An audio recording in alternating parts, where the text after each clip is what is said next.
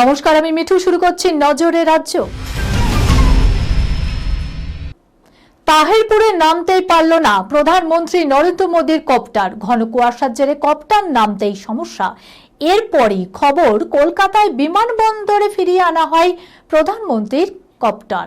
বাংলার বিকাশের জন্য টাকার অভাব হবে না। বিজেপিকে একবার সুযোগ দিলে দ্রুত গতিতে উন্নতি হবে। সভায় অডিও বার্তা প্রধানমন্ত্রীর।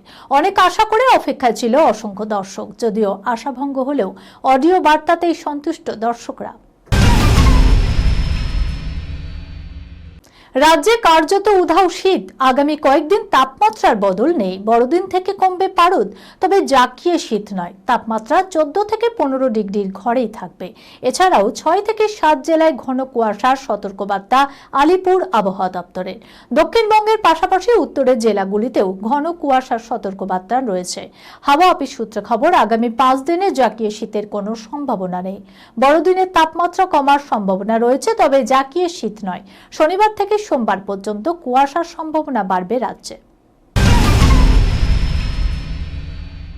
ছিপছিপে গরম, উচ্চতাও চোখে পড়ার মতো। উজ্জ্বল চোখ, টিকালো নাক। এই মুহূর্তে আলোচনায় দেবের নতুন নায়িকা জ্যোতির্ময়ী কুণ্ডু। প্রজাপতি 2 ছবির মাধ্যমে প্রথমবার বড় পর্দায় দেখা যাবে তাকে। ইতিমধ্যেই তার বেশ কিছু ঝলক দেখে ফেলেছে দর্শক। বর্ধমানের মেয়ে জ্যোতির্ময়ী কি করে দেবের নায়িকা হলো?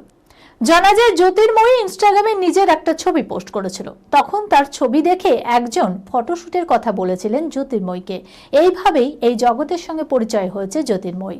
তবে এইভাবে যে মিঠুন চক্রবর্তী ও দেবের সঙ্গে কাজের সুযোগ এসে যাবে, প্রথমে বিশ্বাসই করতে পারেননি এই অভিনেত্রী।